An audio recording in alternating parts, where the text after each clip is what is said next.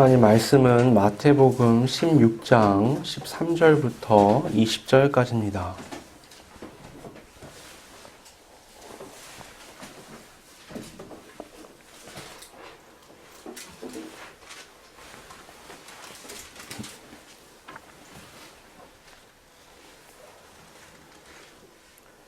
봉독하겠습니다.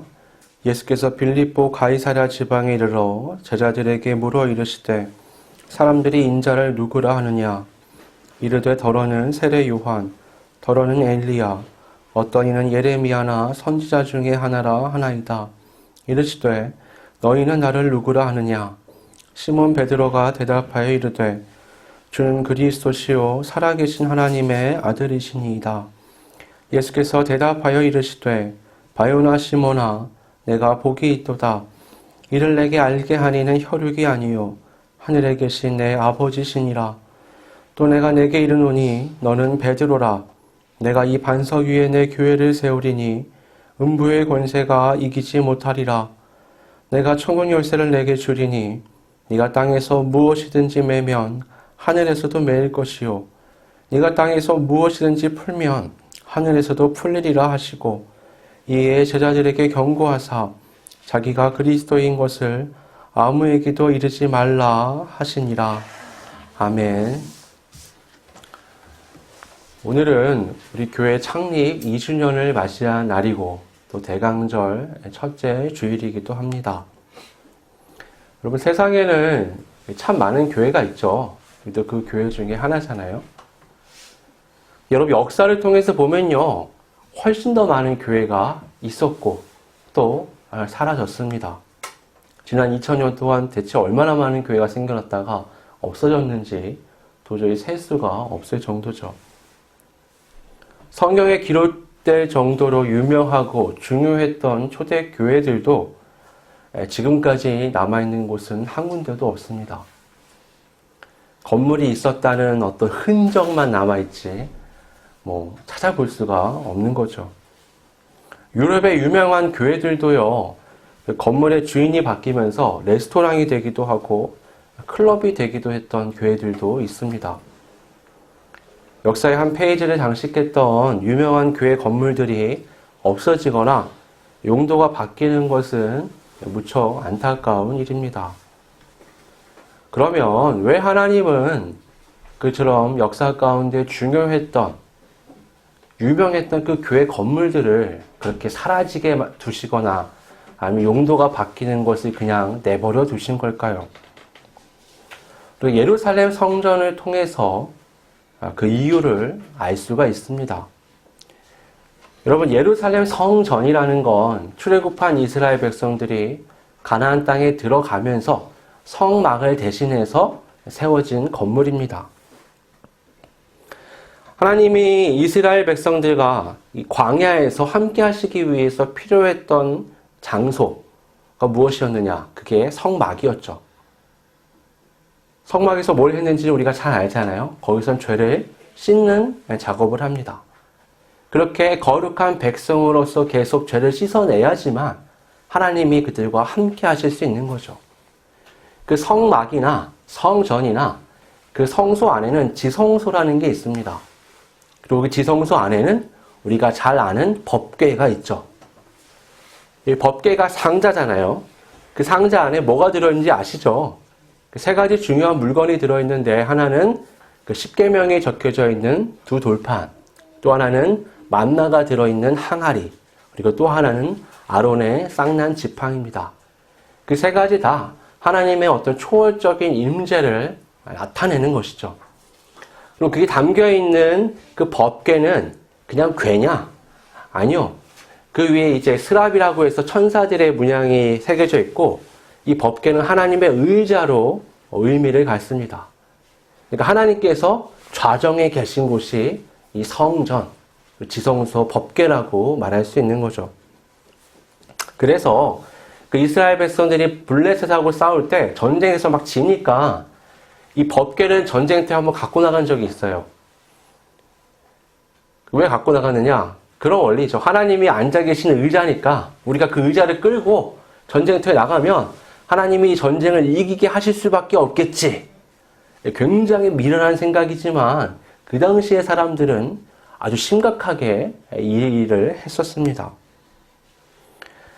이 가나안 땅에 정착한 후에 다윗 솔로몬 시대에 성전이 지어지면서 이 법궤가 성전으로 옮겨지죠. 근데 이 성전은요, 바벨론에 의해서 완전하게 파괴되어 버립니다. 그렇게 포로기가 시작이 되고요. 포로기에서 돌아왔을 때 이제 스룹바벨을 중심으로 해서 제2성전을 건축하게 됩니다.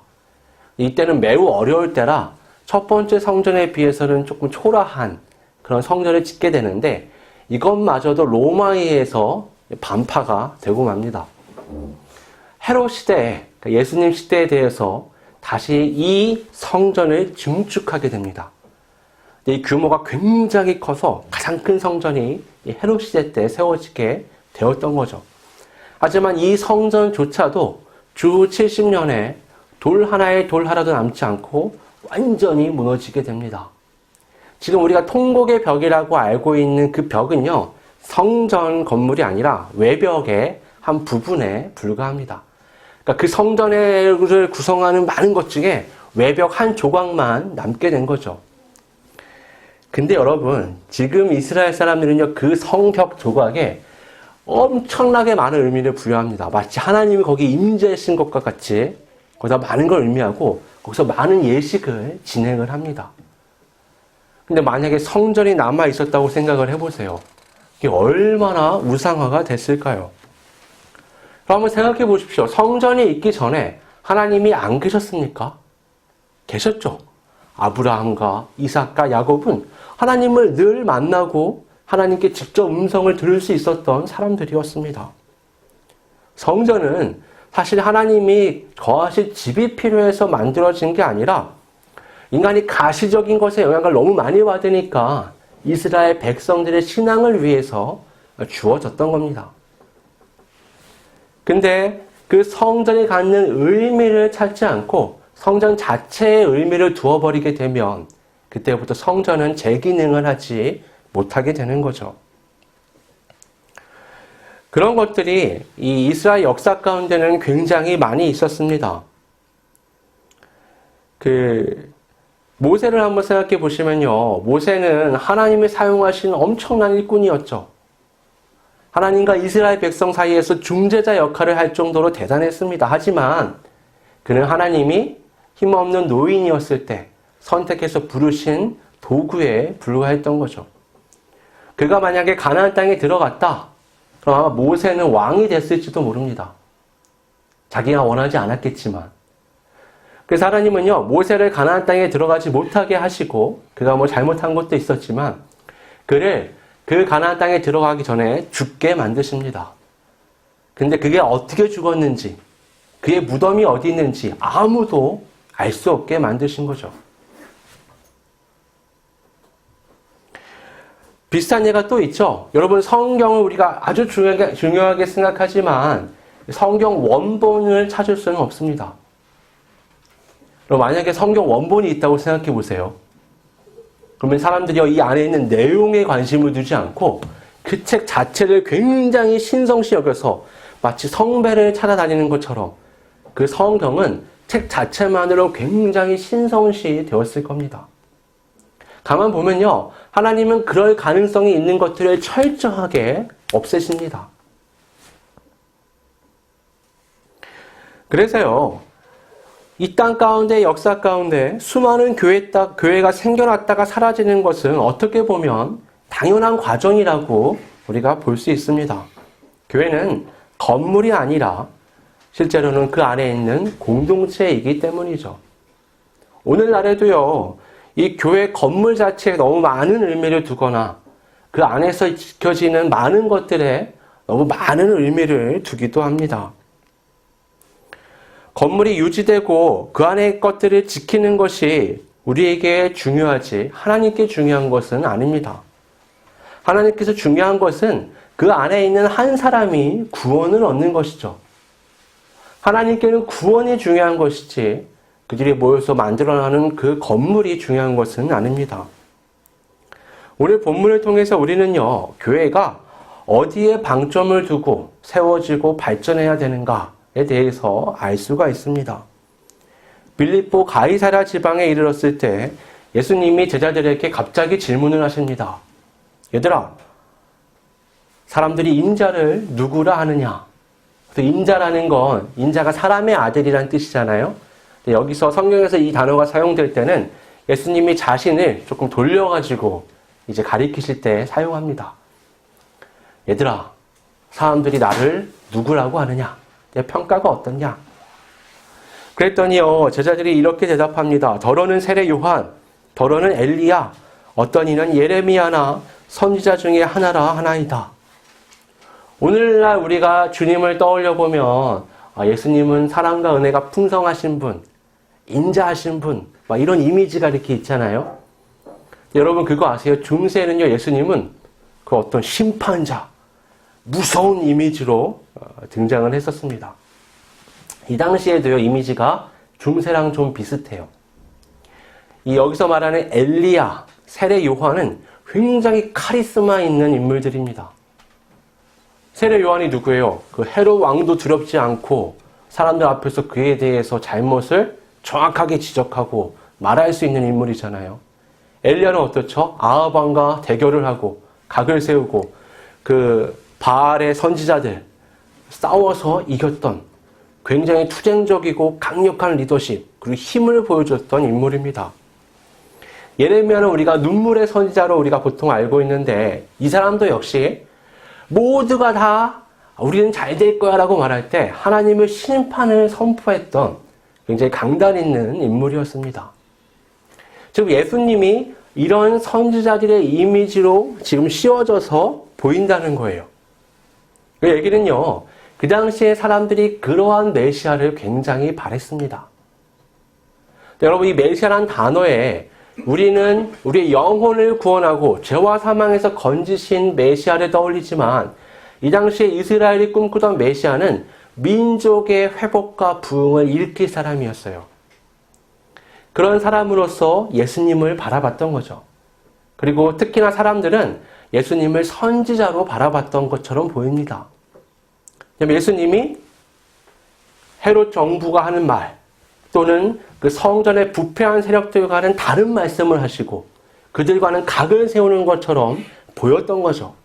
그래서 사람들은요, 예수님이 하시는 그 말씀 그리고 예수님이 하시는 그 모든 이적들을 바라보면서 예수님을 그렇게 카리스마 있는 선지자들로 인식을 했던 겁니다.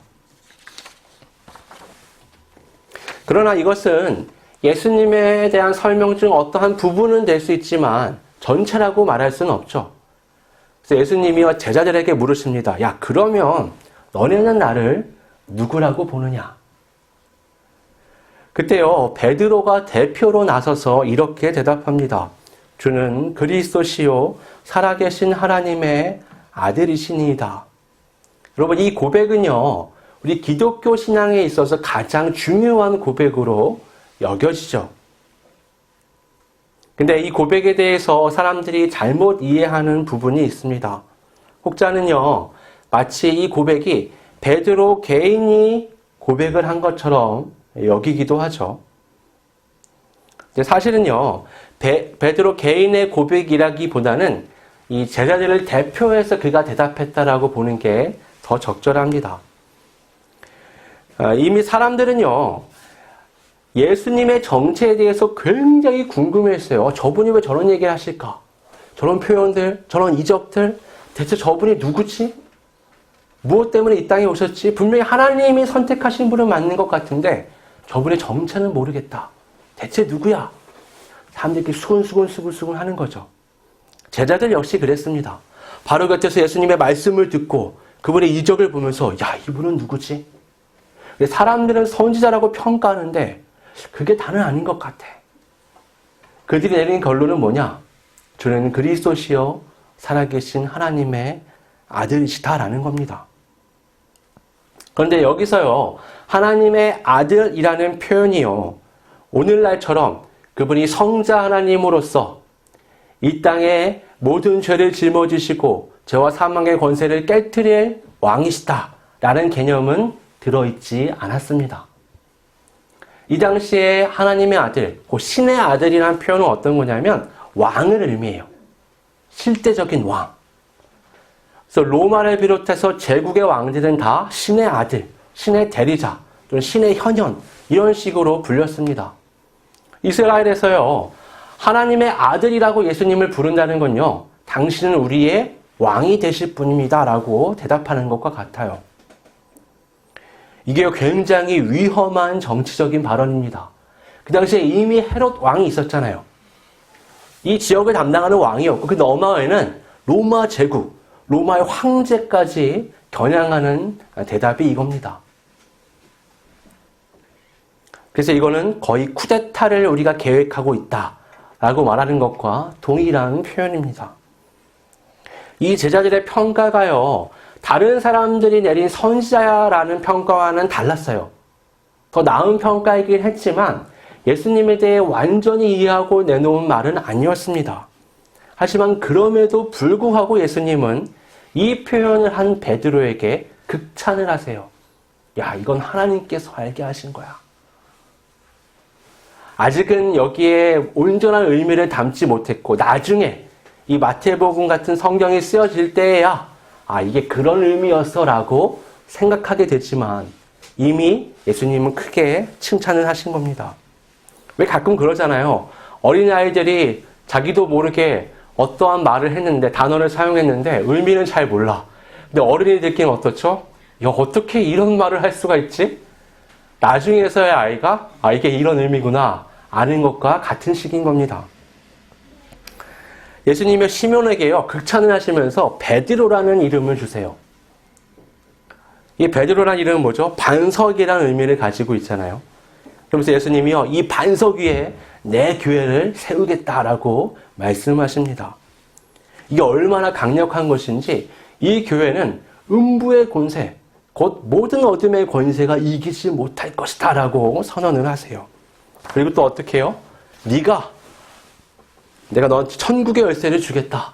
네가 땅에서 풀면 하늘에서도 풀릴 것이고 땅에서 매면 하늘에서도 매일 것이다 라고 엄청난 말씀을 그에게 주십니다. 그런데 예수님이 베드로에게 하신 이 말씀에 대해서 많은 사람들이 오해를 해왔습니다. 어떤 교단에서는 마치 베드로 개인에게 이러한 권능이 주어졌다라고 말하기도 해요. 그래서 대를 이어서 그의 후계자들에게 동일한 하늘과 땅의 열쇠가 주어졌다라고 말해서 막 깃발을 만들어서 뒤에 들고 다니기도 하잖아요. 네, 그건 굉장히 우스운 얘기입니다. 바로 이어지는 말씀을 살펴보면요. 예수님께서 십자가의 죽으심에 대해 곧 이어서 설명을 하시는데 베드로가 그때 적극적으로 나서서 주님 절대 그 일이 주님에게 일어나서는 안 됩니다 라고 말합니다. 그때 예수님이 뭐라고 대답하시느냐? 사탄아 내 뒤로 물러가라. 너는 나를 넘어지게 하는 자로다. 네가 하나님의 일을 생각하지 아니하고 도리어 사람의 일을 생각하는도다.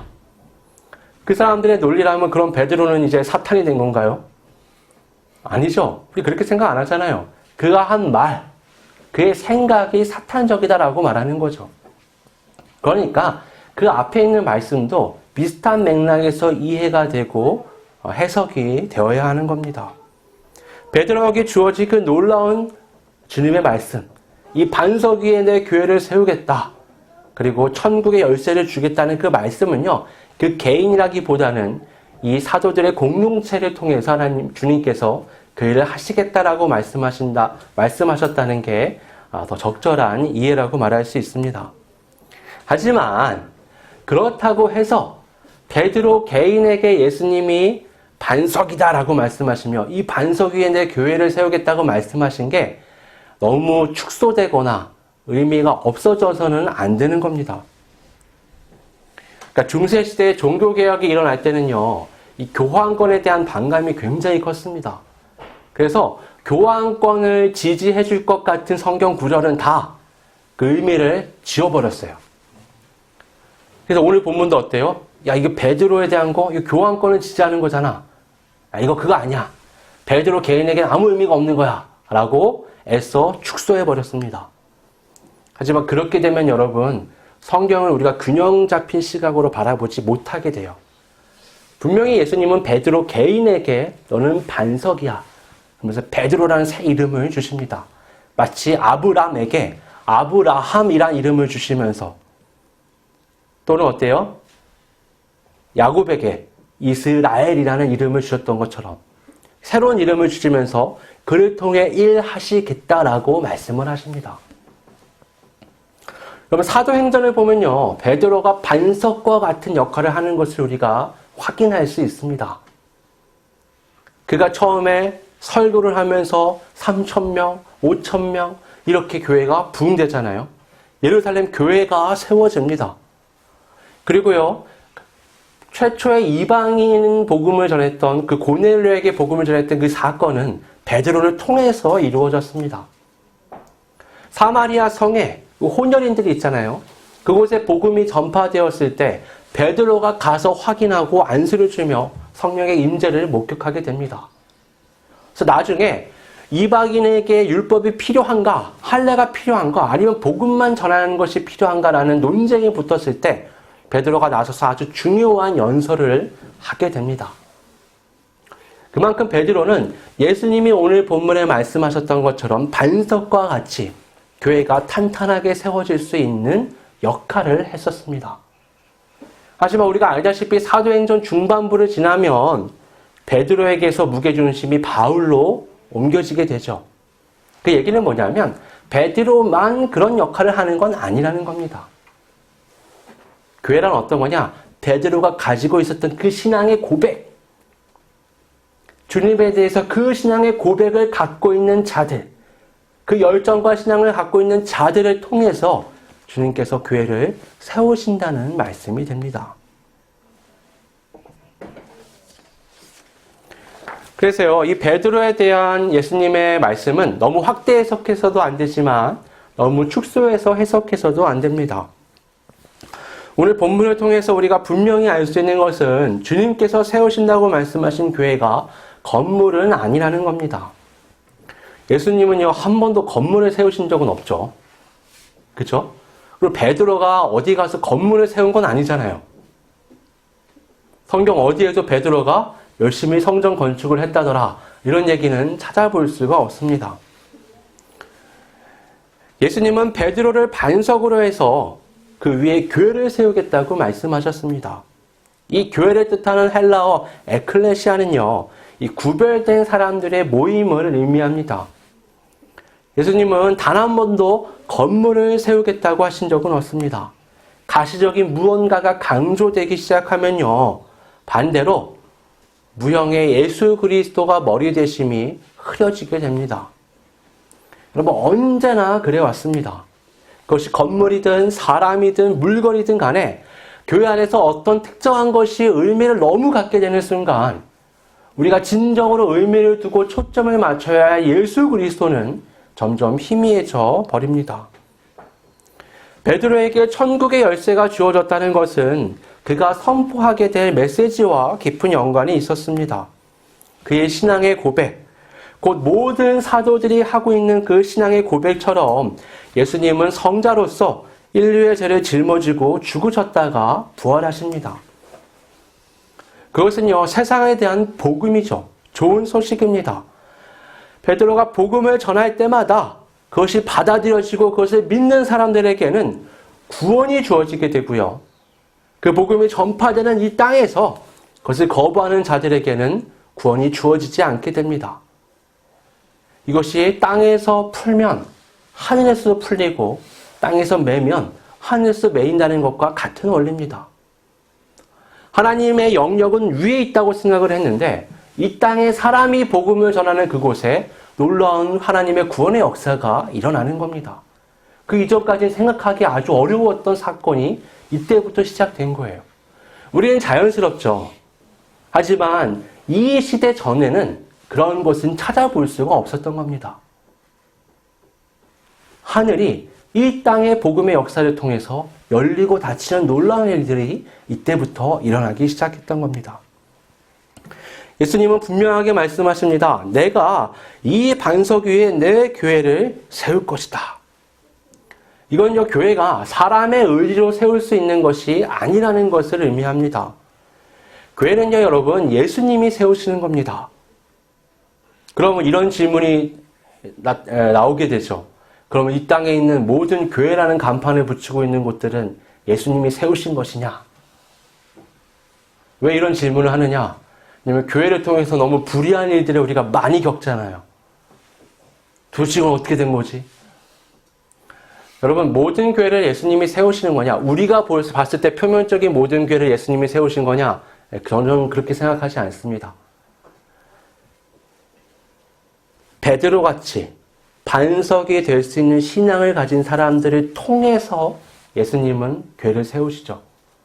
예수님과 상관없이 내가 교회를 세웠다라고 말하는 경우도 얼마든지 생겨날 수 있는 겁니다.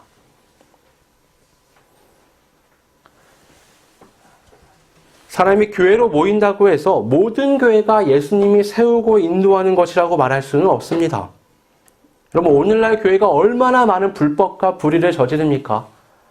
얼마 전에 또 나왔더라고요. 보셨죠? 다 뉴스. 교회에서 그 기부금 영수증 거의 돈 세탁하듯이 10억 정도를 이렇게 교인들한테 해줬다가 그게 감사에 걸려가지고 크게 이슈가 됐습니다. 그건 크게 이슈가 되었기 때문에 우리가 아는 거지, 말도 못할 불법과 편법들이 교회 안에 존재를 하죠. 그걸 예수님이 사람들을 통해서 이루셨다 말할 수는 없는 거잖아요. 이건 예수님과 상관없이 사람들이 멋대로 교회를 운영했다라고 밖에 말할 수 없는 겁니다. 여러분, 무너진 성벽, 외벽의 한 조각을 바라보면서 많은 이스라엘 사람들은요, 지금까지도 하나님께서 거기에 머무신다라고 생각을 합니다. 여러분, 완전히 무너져버린 99%의 성전에 대한 의미를 생각해야 되는데, 그게 아니라 남은 한 조각에 하나님의 임재를 억지로 우기면서 생각하는 거예요. 그런 것처럼 오늘날에도요, 우리가 너무나 당연하게 하나님께서 임하신다, 역사하신다고 여기는 것들이 굉장히 많이 있습니다. 건물, 기구, 조직, 전통, 예식, 많은 것들에 우리가 너무 성스러운 이미지를 또 의미를 부여하는 거죠. 그것들이 의미 없다는 얘기는 아닙니다. 나름대로 다 의미가 있습니다. 하지만 본질을 잃어버리게 되면 그 모든 건 우상화가 되어버리고 맙니다. 반석과 같은 신앙이 중요한 것이지, 이 베드로라는 사람 자체의 의미를 갖게 되면 신앙이 왜곡되고 교회가 왜곡되는 것처럼 우리도요, 예수 그리스도의 중심을 두고 반석과 같은 신앙에 포커스를 둬야지 외적인 것들의 의미를 두기 시작하면 우리의 신앙생활과 공동체는 왜곡될 수밖에 없습니다. 그렇게 헛발을 내딛는 순간 교회는 겉보기엔 교회예요, 여러분. 이름도 다 붙여놓고 교회로 우리가 모인다고 얘기하죠. 근데 하나님의 관점에서 그건 더 이상 교회가 될 수 없게 되어버립니다. 여러분, 창립 2주년을 맞이한 우리 빛과 소금 교회, 우리 모두는 이 반석과 같은 신앙을 가진 사람들로서 예수님께서 우리를 통해서 세우시는 교회를 세워나가는 참 그리스도인이 되어야 하겠습니다. 예수님의 오심을 준비하는 이 대강절 첫째 주일, 또 교회 창립 2주년을 맞이하는 오늘, 우리가 이 교회에 대한 또 본질과 의미에 대해 한번 생각해 보면서 반석과 같은 신앙인으로 회복되고 나아갈 수 있기를 주님의 이름으로 축원합니다. 우리 시간 함께 말씀을 생각하면서 통성으로 기도하겠습니다. 아버지 하나님, 주님은 반석 위에 교회를 세우시는 분입니다. 그것은 몇 평의 땅이 아니고 어떤 재질이 아니라 한 사람의 신앙, 공동체의 신앙이라는 것을 우리 성경을 통해서 확인하였습니다. 베드로 위에 그 반석 위에 세우신다는 그 교회는 어떤 형태를 가진 것이 아니었습니다. 그것은 마갈 다락방에서 시작되었고 예루살렘을 떠나 온 세계로 확장되는 불꽃같이 퍼져나가는 무형의 교회였습니다. 오늘날 지역교회들이 매우 중요시되는 이 사회 가운데서 우리 역시 교회 본질을 망각하고 살아가진 않았나 되돌아봅니다. 아버지 하나님, 우리 역사 가운데서 우리가 얼마나 미련한지, 주께서 세우신 교회의 의미를 잃어버리고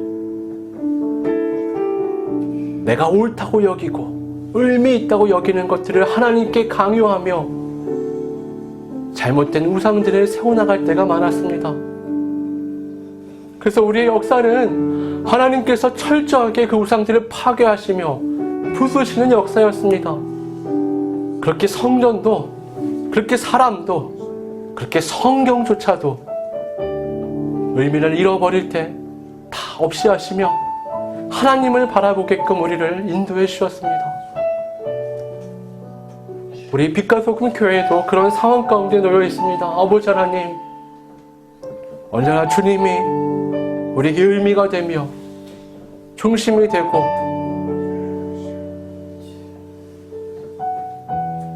우리 모든 것에 뿌리가 되는 신앙 공동체가 될 수 있도록 인도하여 주시옵소서. 그래야 이 공동체가 정말 주께서 세우시는 하늘의 문을 열고 음부의 권세가 이기지 못하는 주님의 몸된 교회가 될 수 있도록 인도하여 주시옵소서. 우리 한 사람 한 사람이 그런 반석과 같은 신앙이 되어서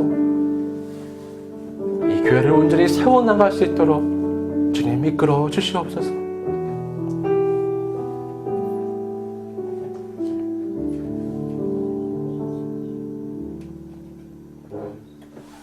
아버지 하나님, 사람들은 말합니다. 교회가 세워지려면 돈이 있어야 한다. 건물이 있어야 한다. 물건들이 있어야 한다. 프로그램이 있어야 한다. 설교가 있어야 한다. 수많은 것들을 있어야 한다라고 우리가 재보지만 주님은 오늘 말씀을 통해서 반석과 같은 신앙인 위에 내 교회를 세우겠노라. 세상 그 무엇도 그 교회를 견디지 못하며 특별히 세상의 주권을 갖고 있는 음부의 세력조차도 교회를 이기지 못할 것이다 라고 말씀하셨습니다. 주님께서 세우신 그 조건을 따라 우리도 온전한 교회를 세워가기 위해 오늘도 이 자리에 모였습니다. 우리 교회뿐만이 아니라 이 땅에 존재하는 모든 교회들이 인간적인 기준과 생각에 사로잡히지 않게 하시고 이 땅 가운데 온전히 반석과 같은 신앙 위의 교회를 세워 주님께서 세우시는 교회, 주님께서 머리 되신 교회, 주님께서 인도하시며 돌보시는 교회가 될 수 있도록 성령님 역사하여 주시옵소서.